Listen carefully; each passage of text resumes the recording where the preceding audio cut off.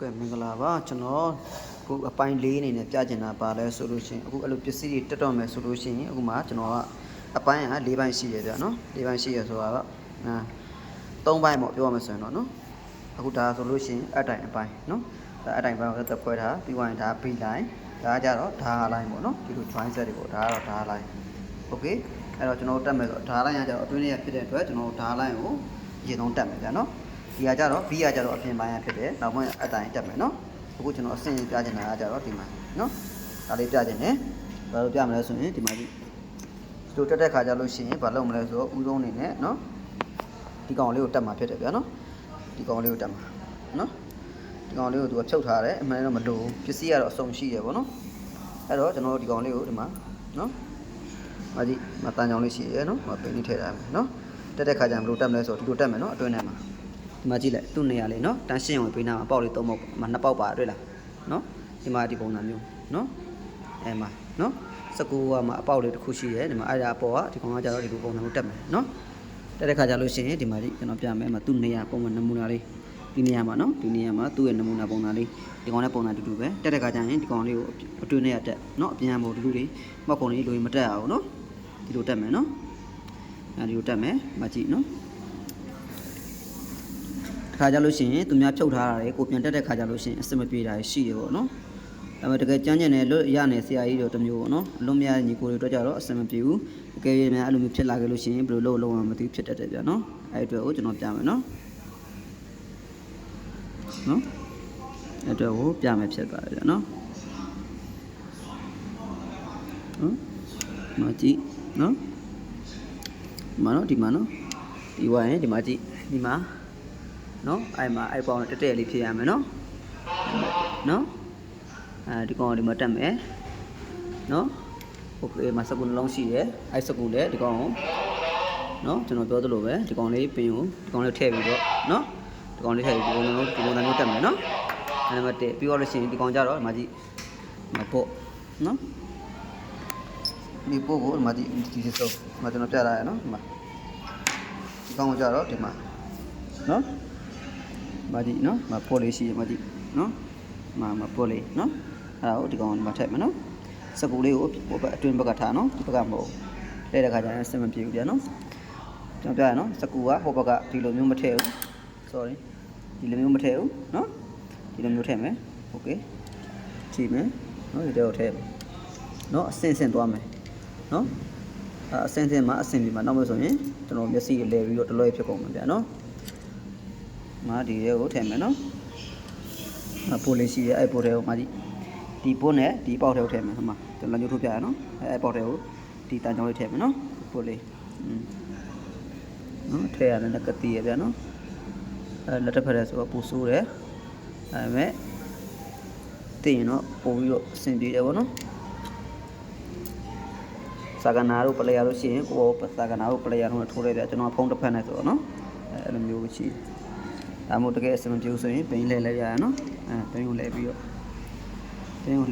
နော်မကြည့်နော်တဲ့နော်ဆက်လို့မရဘူးမရဘူးဒီလိုလားဆက်ရရဆက်ရတာမရโอเคလားမโอเคဘူးဒီလိုက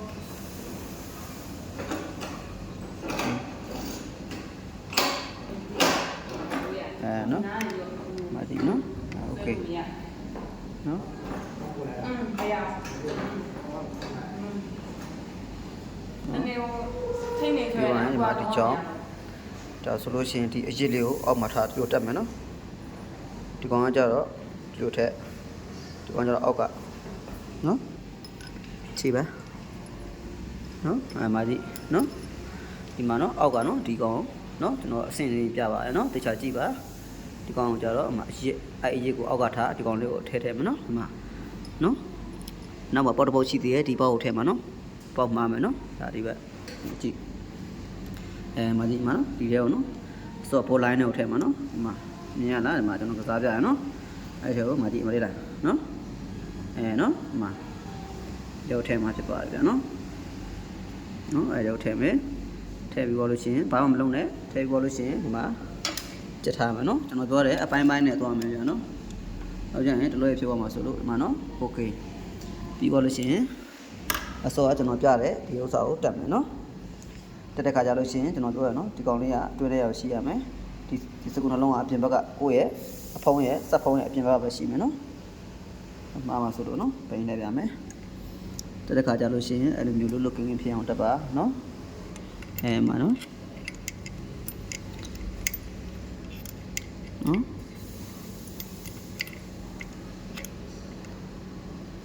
နော်တက်တဲ့ခါကျလို့ရှိရင်အဲ့လိုနော်ကတိတဲ့ဟာမျိုးရှိတတ်တယ်ဗျာနော်ကောင်းတော့ကတော့အစောပြောသလိုပဲဒီကောင်နော်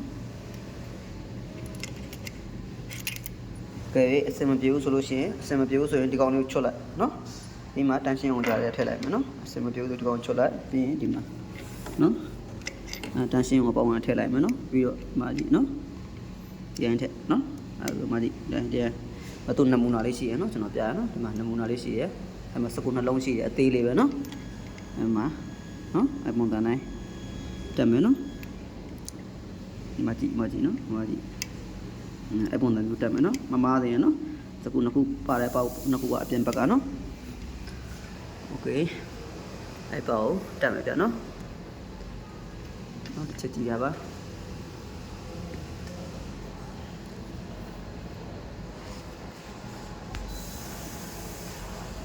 မြင်လားအဲ့တန်ရှင်းနာမှာဆိုပြောတဲ့အတိုင်းပဲနော်ဒါကျွန်တော်ကတော့ဒါတစ်ဖက်ဖြစ်နေတဲ့အတွက်ကျွန်တော်တက်ပြတဲ့အတိုင်းပဲနော်ဆိုပြတဲ့အတိုင်းပဲတက်ပါ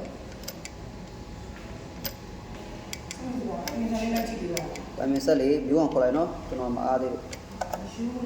မရှိလိုက်ရှာရမယ်နော်မရှိဘူးတော့โอเค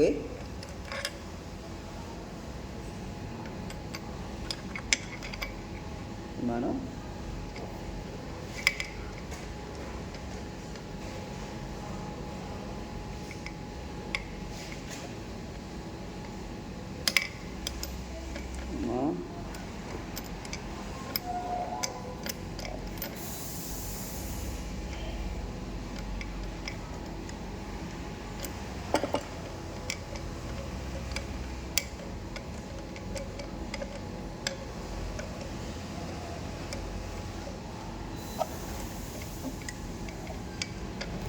တက်ကကြရင်အရင်ခက်ခဲနေတော့မဟုတ်ဘူးเนาะကျွန်တော်ကဘာကြောင့်လဲဆိုတော့ကျွန်တော်ထည့်ပြရနေမှာနည်းတဲ့အကျွန်းထဲမှာဝင်ပြီးချမ်းဖြစ်သွားတော့ဗျာเนาะ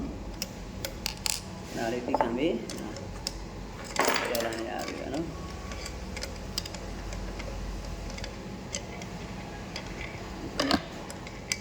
ဒီကောင်လေးเนาะဒီလေးရမ်းတက်မယ်เนาะရမ်းတက်မယ်အစောအောက်ကျတော့ညက်သွား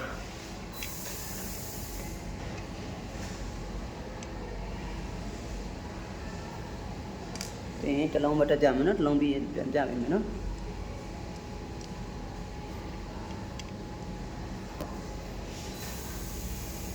ကိုယ်နဲ့မှောင်းလိုက်ရနော်မမြင်ရဘူးဖြစ်တယ်အဲချင်းမနော်ပြန်ကြည့်မယ်နော်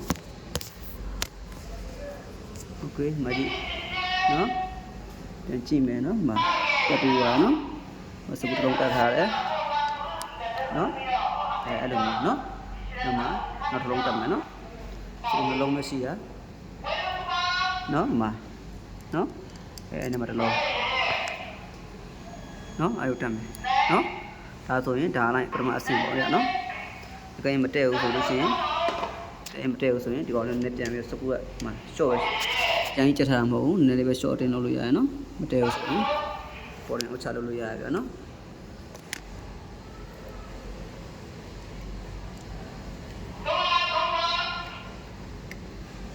โอเคมาကြည့်နော်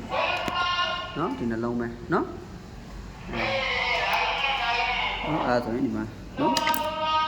ကြည့်မယ်နော်ဒီမှာကျသွားရလားနော်ဒီကောင်ဒီတိုင်းနော်အဲ့တော့တစ်စင်ထပ်ပြမယ်ကြာနော်ကျေးဇူးတင်ပါတယ်